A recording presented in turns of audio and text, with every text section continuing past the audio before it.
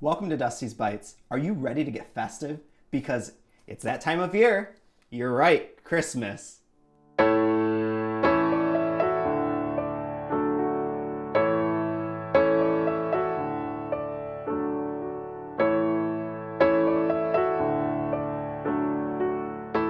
Today on this episode of Dustie's Bites, we'll be featuring my grandmother's banana nut bread. It's marvelous. And to do so, you're going to begin with 2 cups of flour, 1 teaspoon of salt, and approximately 2 tablespoons of sugar. Then you're going to use 1 teaspoon of each cinnamon, nutmeg, and clove, 2 teaspoons of baking soda, 2 teaspoons of vanilla extract, and of course, can never forget the walnuts. Let me just begin by adding my ingredients. We're going to take the 2 cups flour, 1 teaspoon of salt, and 2 tablespoons, of sugar. Take your warm flavors, spices, cinnamon, nutmeg, and clove. Kind of combine them into this mixture here. You're going to also take the 2 teaspoons of baking soda.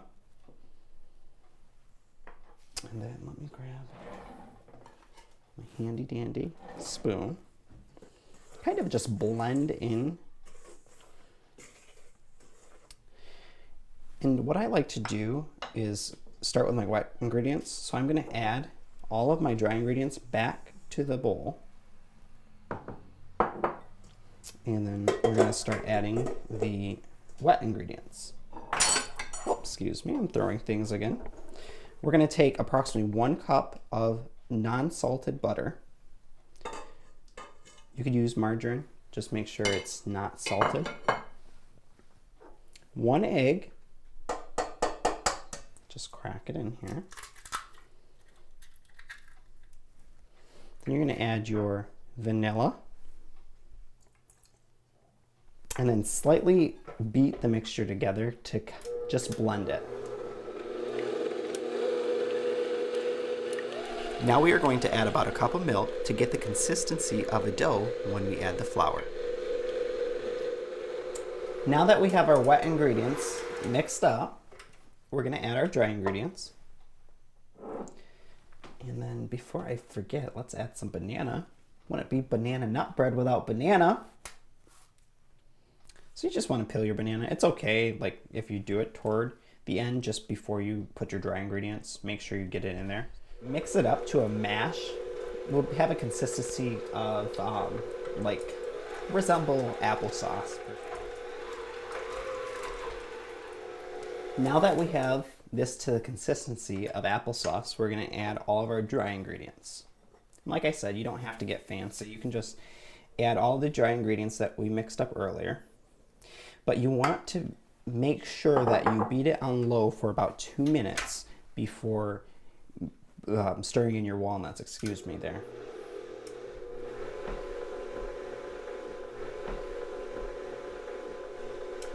Okay, it's been about 2 minutes, so we're going to actually remove from the mixer. I mean, again, if you're hand mixing it, that will be fine.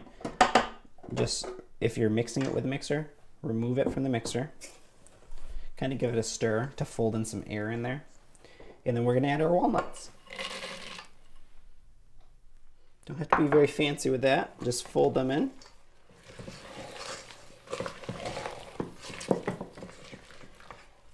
It is as easy as this. We're going to transfer it. Be as thorough as you want with it. And just pour the mix in your pan. You don't have to grease it because that 1 cup of butter compensates for the grease. Just make sure you get everything out of it. This is going to be a fairly big loaf. Okay. So now that we have everything out, we're just going to smooth it. And it's ready for the oven. Give a little, even it out so it can bake evenly. And then we're going to pop it right into our oven. Make sure your oven is at 350 degrees. Bake for 50 minutes. And then we'll move on to our coconut chicken. you're going to add about a cup of coconut.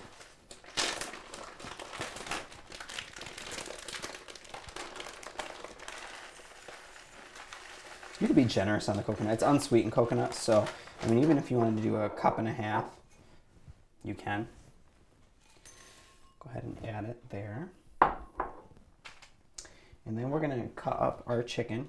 You can cube the chicken. You can cut them more of a width-wise, more of a slices-wise. I'm just going to do slices, kind of give the guest a little more meat. So when you can cut it with your hand. You can pre-cut the chicken if you want. I like to do it, I would say 10 minutes before actually going over to the stove, because obviously you have to cut your excess skin and fat off the chicken, but you can do that ahead of time. But you want fresh. I mean, you don't want to do that and then put your chicken in your fridge and uncovered, and it would just get kind of the quality isn't going to be there. Okay, now that we have our chicken all cubed up, we're going to move on. Take approximately 3 tablespoons, doing it by eyesight, of butter. And then we want about a half a cup of milk. And then we're going to take orange juice. We're going to use about 1/4 a cup of orange juice in the milk, okay? And then we're going to move on over to my burner there.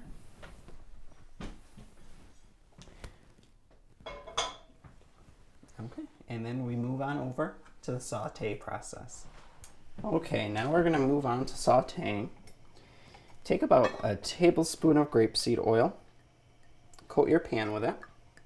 Do both pans. One pan is for our risotto and the other is going to be for the chicken. Use the wok for the chicken. Just coat the bottom of your pan there. And then we're going to add our chicken.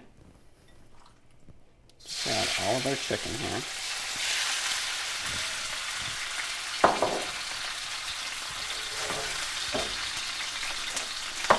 Add the chicken, add the milk, and the orange juice there. Add the butter, and the coconut. Then we're going to mix it up here. Kind of put it on a high temperature. And because the coconut is unsweetened, you're going to probably sweeten it with raw honey, or you can do pure honey. Either or. The butter is going to give it some flavor. Salt and pepper to taste.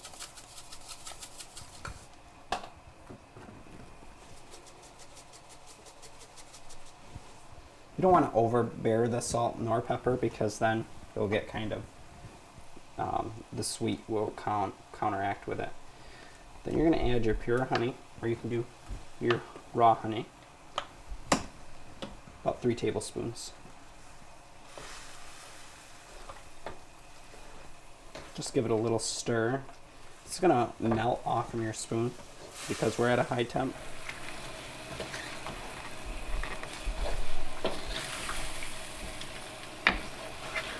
Okay, so we're going to let this just go a little bit more here. Let this cook, and then we're going to move on to our butternut squash risotto. To be easiest, just buy the packaged butternut squash risotto. That's what I'm going to be preparing today. So put your risotto in about 3 tablespoons of oil. You can do vegetable oil, you can do, I'm using grapeseed oil, a little healthier version of it. And just toast your risotto until the shell just releases, just hint, excuse me. So probably around 3 to 5 minutes for that. Let me just give this a quick stir here. Gosh, and if you can see, it's gonna give that crisp browning of the risotto, the color there. So this coconut chicken is just going a little bit more. I'm gonna kind of thicken it up by adding 2 tablespoons of flour. I'll improv here. My spoon was over there, so nothing a wooden spoon can't fix. Okay, just make sure it blends well, because if you don't make sure that it blends well, give this a quick little toss here before I forget. And then you want to add 2 cups of water.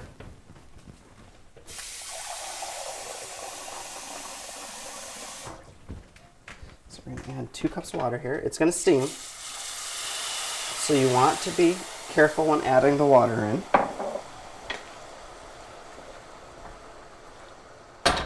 Give it a quick little stir here for the risotto. And you're gonna wait until this starts boiling, but while it boils, you're gonna add this seasoning packet from the boxed risotto. Risottos are usually gonna take you about 15 to 20 minutes. So if you don't have patience, cook one of those rice sides. And let both of these come to a boil. Turn this down on low. Chicken should be done in about 2 to 3 more minutes. Risotto has 15 more minutes to go. When we come back, we're gonna go on to plating.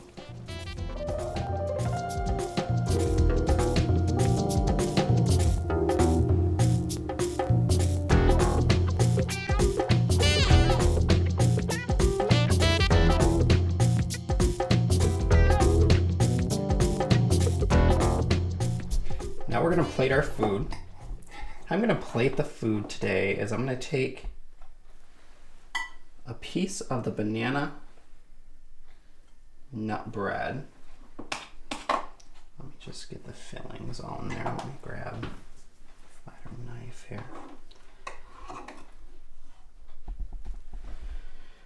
And I'm gonna layer this. I'm gonna put the banana bread, and then I'm gonna put the risotto on top of it, in the coconut chicken, so it all pairs together well. Okay. This banana bread, it smells so wonderful. Just like Grandma used to make it. Okay. Do it real quick. There we go. Falls apart on you, right on your plate. That's when you know you're skilled. I'll grab the risotto. You don't have to be fancy about it. Just put a pile of risotto right on top of this and bam. Butternut squash risotto is my favorite. And if you do have time, I'd say make it homemade. I mean, you have to roast your butternut squash, but it's well worth it. Let me just use up all this butternut squash risotto here. Grab my coconut chicken. Kind of just garnish it on the top, and then if it falls over, it's fine. Obviously, your guests are going to eat around it. You don't want it to look unappetizing, but you don't want to overwhelm your guest either. So try to make it look appetizing, but elegant. And then you can use a sprig of parsley. Make it look elegant.